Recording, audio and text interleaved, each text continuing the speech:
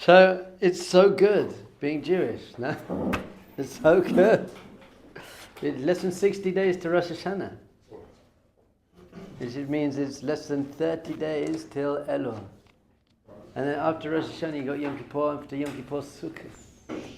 And then you got Simchas Torah, and then you got Cheshvan, which there's nothing in it, which makes it one of the highest months of the year. And we got Chanukah and then Purim, and we got two B'Shvat in between. Then you got Purim, and Purim you're building up to Pesach. After Pesach, straight into counting the Eimer. You got Lag BaOmer, then you got Shavuot, and then you got this time the 3 weeks are hard. Tisha B'Av is hard, but it's unbelievable. And Shabbos every week. Basically got the highest day of the year every week. It is so good being a Jew. The whole of the year is just so deeply meaningful. It's just like you finish one, you build up to an amazing thing, and you experience this amazing thing, and then it's bam, what's the next amazing thing? And you build up, bam. We're just going and going, amazing. And then the year starts going quite quickly. Remember Rosh Hashanah last year? It's already nearly Rosh Hashanah again. So we're in this time of year which is meant to be very difficult. But obviously the difficult things in Judaism are there to build us, grow us. The brokenness is meant to make us become greater and stronger. Although we do say, Misha Nichnas Av, when Av comes, the month of Av comes in, Mimatim b'simcha, we should lessen our simcha. But obviously the Hasidic masters say you've got to read it a little bit differently. Misha Nichnas Av, when the month of Av comes in, Mimatin, you should do things less. You should eat less. You should sleep less. You should do fun things less. B'simcha. But joyfully. You should joyfully do things less. Not you should have less joy. You should do less, but do the less joyfully. You should be happy that you don't get to do all these great things. Very important. So this week's Parsha Devarim starts, and it's amazing. This is Moshe Rabbeinu's speech, final speech to the Jewish people. We're about to go into the land of Israel. And remember, right at the beginning, Moshe Rabbeinu says, I'm not a man of words. I can't speak. I'm not very good at speaking, and he had a stutter. He couldn't speak very well. And he says, I'm not a man of words. And some people say, really, what he was saying is he was just like a bit of a mafia hitman. He's like, came out of the palace and he saw the Egyptian beating up the Jew. What did he do? Took him down, man. And he saw the two Jews fighting with each other. What did he do? He like stepped in between. He was like, that's not okay, man. And then he ran away and he saw the shepherds, beating up Yisro's daughters, and he stepped in and was like, you don't, like, I love Moshe Rabbeinu. You don't get that impression. You think Moshe Rabbeinu is this very high spiritual dude, but he's kickboxing as well. He's a kickboxing. You have to have both. You have to have the balance. So he said, I'm not a man of words. And then his final test, and why he didn't get into the land of Israel was what? Speak to the rock. So Hashem says, you know what? You have to become a man of words. I want him to speak to the rock. But what did he do? Because he's this tough mafia dude, he's like, BAM! Hit the rock. I love him. What a man. I love Moshe. BAM! And that was bad. You shouldn't have done that. So he says, I'm not a man of speech. He goes around beating everyone up, beat up the rock, like nailing everyone. But then he does the best teshuva ever, which is the whole of Sefer Devarim is just his speech. He's just like, BAM! The greatest speech ever given. He didn't get punished for beating up the man. He got punished for beating up the Yeah, because he was allowed to beat up the man. He was told to speak. He wasn't told to speak to the man. He was told to speak to the rock. He hit the rock. So it wasn't bad for beating up the guys. I love Moshe Rabbeinu. What a man. I love him. Anyway, so now he does his big tikkun. His fixing is he just shows that yes, I'm not a man of words, but then I turn out to be basically one of the 5 books of the Torah is basically his speech. That's pretty impressive. And Hashem's like, yeah, I'm with that. Now, obviously, his whole speech was Ruach HaKodesh. He was flowing it out from a higher level, but it was still coming through his understanding and his words, and he brought it out, and that's the difference. The Vilna Gaon, everyone says there's a big difference between the first 4 books of the Torah, which were literally Hashem dictated, and Moshe wrote down the words of Hashem. The 5th, Devarim, is Moshe's channeling, but it's still coming through his understanding, and then Hashem basically agreed and edited it a little bit so that the Torah codes still work in the book of Devarim, which shows it's still on a very high level. And how he starts with tochecha. He starts the whole speech with rebuke. Awesome. Rebuke. Now, there are some laws of rebuke. In fact, it's a mitzvah d'oraisa to give rebuke. It's a mitzvah from the Torah to eat matzah, to shake a lulav and etrog, to love your fellow as yourself, and to rebuke someone if they need rebuke. But there are two major laws of rebuke. Number one is coming from a place of love, and it's for their good. So if someone's hurt you and you're still resentful, you are not allowed to give rebuke.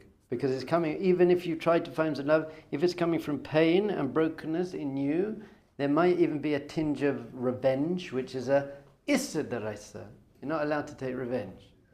So rebuke is coming from someone who completely loves you, isn't speaking it from their own pain, and is doing it for your own good. What's rebuke, Rob?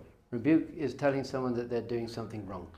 Hey, you're doing something wrong. But the reason you're doing it is, as we just said, because you want them to change. The purpose, what's the purpose? Is so that they can do teshuva. Now, why am I giving you rebuke? Why am I pointing out your mistakes? So that you can do teshuva, so that you can go back. And remember our definition of an avera and a mitzvah. An avera is something that distances you from Hashem. Anything I do that distances me from Hashem is called an avera, because la'avor. I'm crossing over, I'm moving away. And therefore I have to lachzor, b'tshuva. Then I have to return. So a mitzvah, we said, is the opposite. A mitzvah is a connection. Anything that's connecting you to your soul, connecting you to Hashem, that's a mitzvah. And Hashem has these 613 ones. And that's an avera mitzvah. So the job of tochecha is teshuva. I want you to do teshuva. I want you to come closer to Hashem. So Moshe is saying, I'm out of here, basically. I'm not going to take you into the land of Israel. So I'm going to give you some rebuke, not because I'm angry, not because you're bad, not because I hate you, but because I want you to come close to Hashem even when I'm not there. And we always read Parshas Devarim before Tisha B'Av. And in Parshas Devarim we have, and one of the first rebukes he gives is talking about the spies. And the whole of Tisha B'Av was the spies. When the spies went into Israel and they toured the land for 40 days and they gave a bad report. They basically spoke Lashon Hara about Israel, which you don't want to do. And we all cried that night for no reason, and that was Tisha B'Av. That was the first Tisha B'Av. So that was the root, that was the DNA of our crying. The Jewish people crying as a nation, that was the root, and that's where we see the first Beit HaMikdash was destroyed, the second Beit HaMikdash destroyed, World War, like bad things always happen on Tisha B'Av. All came from bad speech. Moshe is all about, now I'm fixing speech. I'm giving good. I'm using my speech now to bring you closer to God. What did the spies do? They used their speech to take people further from God. And the people listened. Very important. You don't have to listen to everything your own mind says, by the way. Your own mind. Your mind speaks Lashon Hara about yourself and about all sorts of things. You don't have to listen to everything your mind tells you. Someone just reached out to me, never met them before. There was a rabbi, I got your number from person. And whilst I'm davening, sometimes I get pictures of tzaddikim in my head, and I'm worried that Hashem thinks I'm praying to tzaddikim and not him. But I'm really not. And it ruins my davening. I was like, firstly, that's quite cool. I think that's pretty cool. Well, you get Rabbi Nachman, who's going in yet? But I said, it completely ruins it. I'm scared to daven now. And I said, Hashem knows what's in your heart. Hashem's cool. So you just don't even worry about it. You don't even need to psychoanalyze. Just when your Yetzer Hara says to you, Hashem thinks that, say, no, he does that. It's a very big thing for your Yetzer Hara. You just have to be like, that's not true. I'm not doing that. Your Yetzer Hara tells you to do something. Don't then beat yourself up and psychoanalyze yourself and be like, just say, no, I'm not doing that. That's not okay. Or that's not true. I don't believe that. Very easy. Your Yetzer Hara is very easy to beat. It's just you make it very difficult. You give it so. This is what the people did with the spies. They gave the spies significance and authority. They said, wow, They are the authority. When we got Yeshua and Caleb, we were like, don't worry, the land is very, very good. We're going to go in. We're going to nail everything. And they didn't listen to that. So it's 10 against 2. That's for most people. I just had this chiddush right now. In your head, you got your Yetzer Hara and your Yetzer Tov. Probably 10 against 2 at the moment. 10 against 2. Your neshama, your Yetzer Tov is like this little 2. Hey, you're cool. And then for your Yetzer Hara is just like 10. I'm messed up. I'm so bad. What's wrong with me? Just listen to the 2. Don't listen to the 10. They gave too much significance and then they cried for no reason. And then Hashem says you're going to cry. So we always read this Parsha just before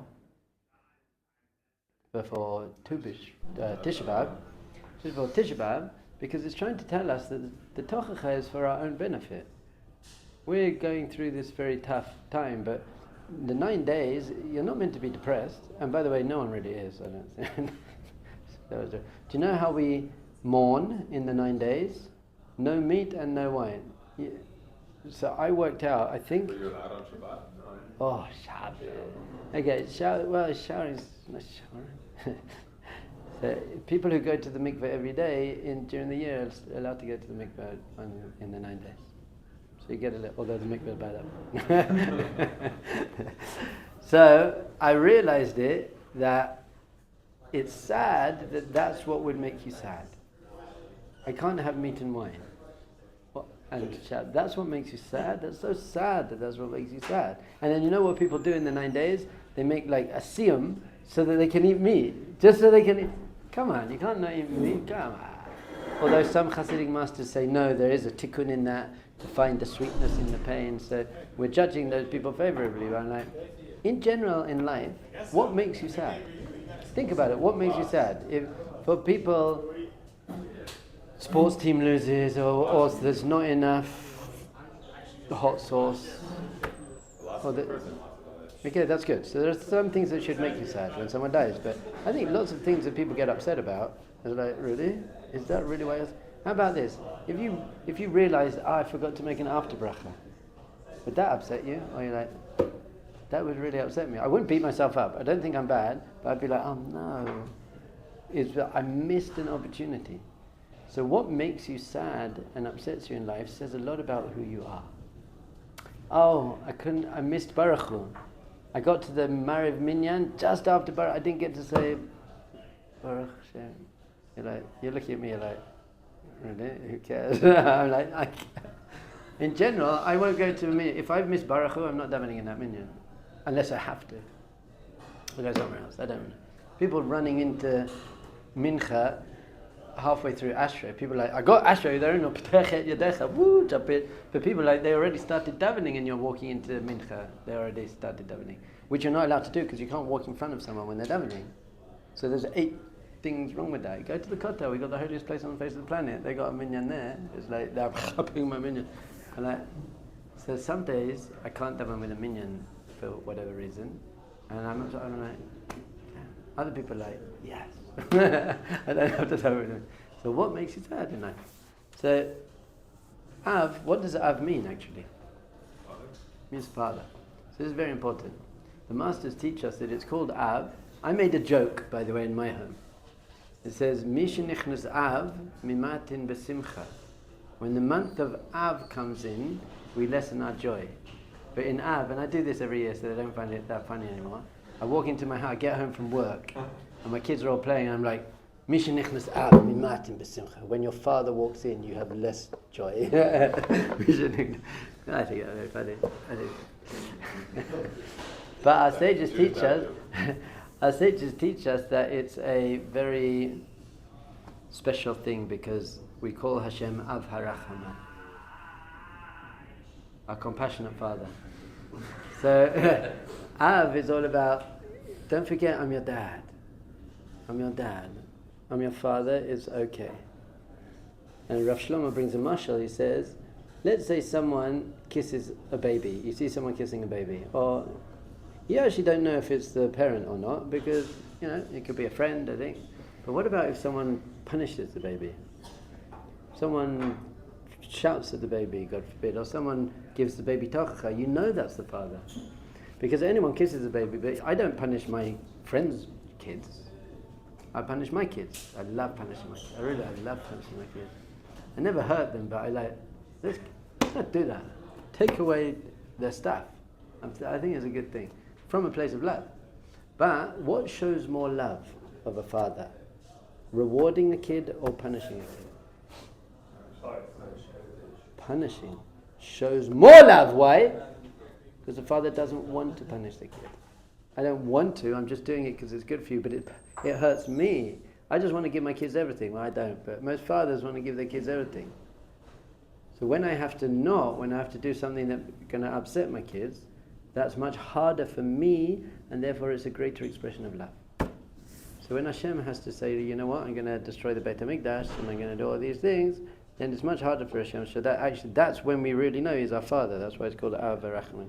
Av V'Rachamim. I think what we should really do, you know what would upset me for the 9 days?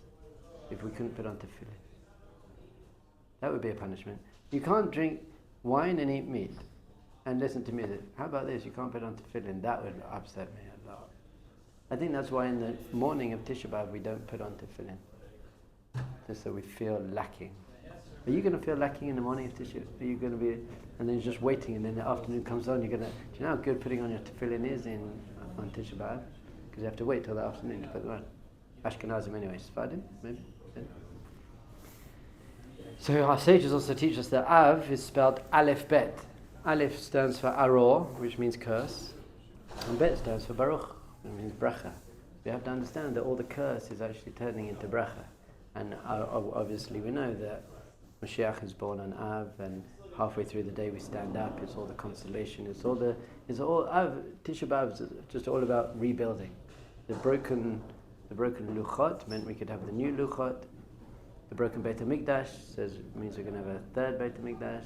So it's all a path of reconnecting.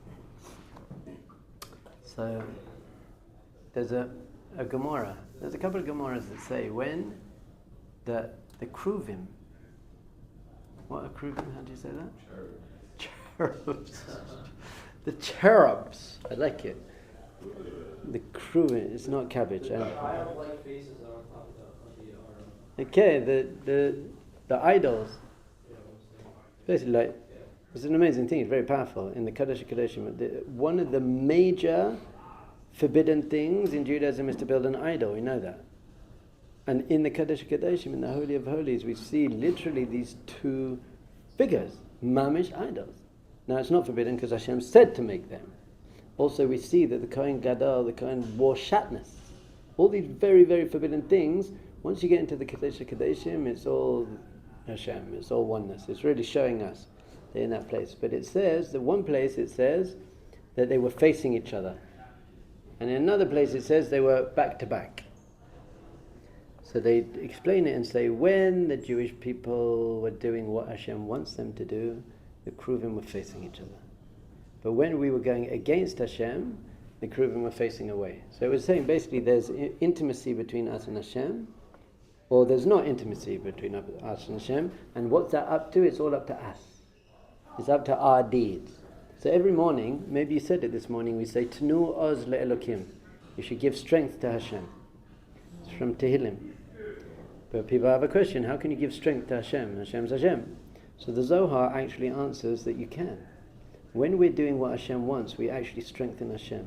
We bring Hashem into the world more. You can't strengthen infinite consciousness, but it means you strengthen Hashem's presence in the world. And when we're going against what Hashem wants, then we actually weaken Hashem. Machtishin. We weaken, you have the power to strengthen or weaken Hashem. That's immense power. But you don't want Hashem to be weakened, so to speak. Obviously, you can't really weaken Hashem, because then he can't be as involved and present. And that's what happened once the Beit HaMikdash was destroyed. The Shekhinah left in 7 stages, the Gemara says. And so we have less godly presence in the world anymore. So we can strengthen or weaken Hashem. So when the temple was destroyed, and our sages say that the temple being destroyed was an act of mercy, an act of rachamim. Why? You know why? They say, because we deserve to be destroyed. So Hashem says, you all deserve to be destroyed, but I'm going to take it out on the building instead. I'm going to destroy the building but I'm going to keep you. So it was an act of mercy. So when we were walking out of Jerusalem, remember Yerushalayim, Yerushalayim, complete God consciousness and awe, is Hashem's favorite place. This is Hashem's favorite place in the world. So come and meet me at my favorite place. So we're walking out, all the Jews, the temple's destroyed, lots of dead people were walking out, with a kruvim facing each other or facing away from each other. Away from each other, obviously. Wrong! They were facing each other in an embrace. Because Hashem was saying, you have to go, I'm giving you tachacha, I'm pushing you away, you have to go, but don't think I don't love you. I'm pushing you away because you need to have the brokenness and the yearning to do teshuva. It was Hashem's tachacha, but the tachacha comes from love. So when Hashem's giving us the ultimate tachacha, which is destroying the Beit HaMikdash, kicking out, it has to come from a place like Hashem's saying, when my kids do something naughty, they're a bit big now, but I've picked them up, take them into their room, but as I'm punishing them, I kiss them. I say, don't think I don't love you. Often when a kid does something bad and then it starts crying, it's not because of the bad thing it does, it's because it thinks it damaged its relationship with you. If you're a good father, your kid should be very attached to you, very feel love, unconditional love. Your main role as a father is that your child feels complete, unconditional love and safety. And how can you tell this? In general, if they play, kids who grow up in a safe, loving environment, they play a lot. And who they come to. Actually, 2 weeks ago, someone was carrying, Asher Martin was carrying Shimshon on his shoulders, and he said to Shimshon, do you love your dad? And he said, yeah. And he goes, what do you love most about your dad? And Shimshon said, that he loves me. I was like, yes!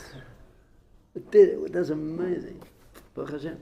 So Shimshon thinks I love him. No, I don't. I do love him. But when my children do something wrong and I say, okay, you're in trouble now, I don't want them to feel that they've lost the connection. The connection never goes. So I say, I love you, I kiss them, I love you, but you have to be punished now. But don't think for a second I don't love you. So that's what Hashem's saying. You're leaving, doesn't mean I don't love you. I always imagine it is when someone goes on a train and the boyfriend's on the train and the girlfriend's on the platform. He's like looking back, they're looking at you, like, oh, bye. Bye. You look up as much as you can, you're like, oh. Stick your head out the window, bye. I think that's what Hashem was kind of doing. He was like, I love you, bye. Rav Shlomo actually tells a story. He says there was this couple in Jerusalem and they were having big issues. And they didn't want to get divorced, they didn't know what to do. So they just decided, we're just going to split up for a bit. And she went back to her parents' house somewhere, and he said, I'm going to go traveling, but they had an agreement that he would write her a letter every week, just to say how he's doing, he's traveling. So the first week she gets a letter, he's like, I'm traveling, it's amazing, having so much fun, going clubbing, on the beach, and she's like, oh God. And then the next week she gets another letter and he's like, this is the best time, I'm so free, and there's so much to do here, and I'm traveling, I've never felt so good. And the next week she gets another and she's like depressed, and her parents are like, why don't you divorce him? And like, what are you doing? Eventually she said, I just can't stand being with my parents anymore, I'm going home. So she goes home, she gets into her house and she starts looking around her house, and she remembers all the good memories they used to have together, and we used to sit here at the Shabbos table and that was really nice. And then she goes upstairs and suddenly she sees a light coming out of his study. She goes and she opens the door and he's sitting there. And she's like, what's going on? What? And he says, you know what, I could never leave. I never went, I wasn't traveling, all those letters I just made them up, it was all a lie. I've been waiting for you here the whole time. Nice. Hashem is this way, it looks like Hashem's gone away, but Hashem didn't go anywhere. It says that the Shekhinah never leaves the kotel. That's why you should be davening at the kotel. It's a good place to daven. The Gemara says that the kotel will never be destroyed. Isn't that an amazing thing? And it never was. The temple was destroyed, everything. That wall, if I was a anti-Semite, a non-Jew, I would have read that Gemara and smashed up the kotel. Easy. Why not? To prove it. And no one ever did. It's unbelievable. We know this is true. So we're about to go into Shabbat Chazon. The Shabbat before Tisha B'Av is called Shabbat Chazon.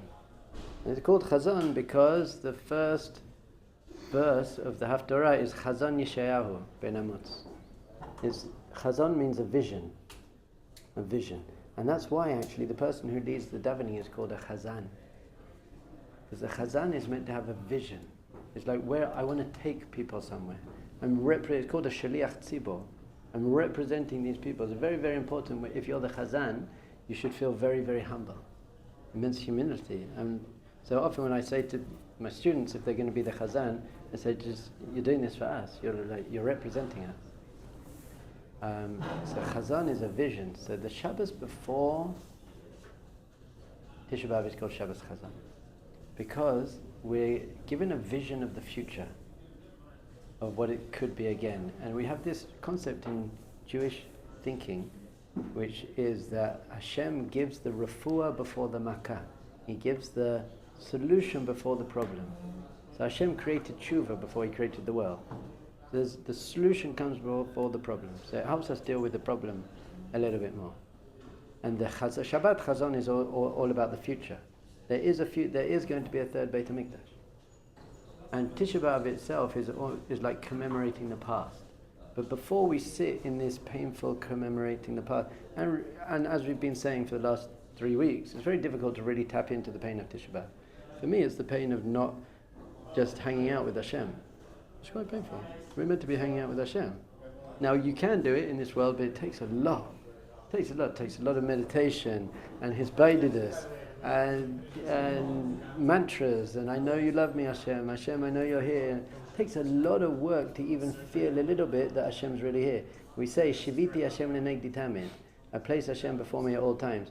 Very rare to ever feel Hashem. Shiviti Hashem lenegdi, just while I'm trying to say a bracha with kavanah. But what Hashem is, what Mashiach is, what the revelation is, what the third Beit HaMikdash is Imamish, Hashem's here. You feel Hashem. You're hanging out with Hashem. Amazing. We also get lots of mitzvahs back. Once we got kicked out of Israel, we lost loads of mitzvahs. And we love mitzvahs. We love mitzvahs. There's nothing greater than a mitzvah. How many mitzvahs did you get to do? How many mitzvahs from the Torah are you going to do today? You're going to say the Shema, put on tefillin, learn Torah, love your friend as yourself, sit. 6 constant mitzvahs? Birkat Hamazon? Apart from those people who are like, I'm not going to wash because I'll have to burn, you idiot. I hate those people. I don't hate them, I love every Jew. But that person's not in reality. I'm only going to wash so I get to bed. So you're only going to do like 6 mitzvahs from the Torah today. That's not a lot. That's really sad. When the Beit HaMikdash comes, you're going to do loads of mitzvahs and mitzvahs. Just love mitzvahs. So Rav Levi Yitzchak Bedichev, on whose yahrzeit I was born, it says a famous teaching from the Baal Shem Tov. It says that on Shabbat Chazon, he says that we're given a vision of the third Beit HaMikdash. We have an idea of what that means. And it says a mashal. I was going to read it, but we don't have time, just very quickly. The king made his son a very expensive suit, amazing suit, and the son put it on, and he went and played in the yard, and he got it all muddy, and he ruined the suit. So the king says, okay, I'm going to make you another suit. He makes him another beautiful suit, and then he goes out, and he messes up the suit again. And then the king's like, okay, third time, I'm going to make you this suit, but I'm not giving it to you. You can't have it, but once in a while, I'm just going to show it to you. And say, look, this is your suit. Just when you're ready, when you grow up, you can have this suit. And it makes the son yearn to have the suit, and therefore he fixes his ways until he's mature enough to reach the suit.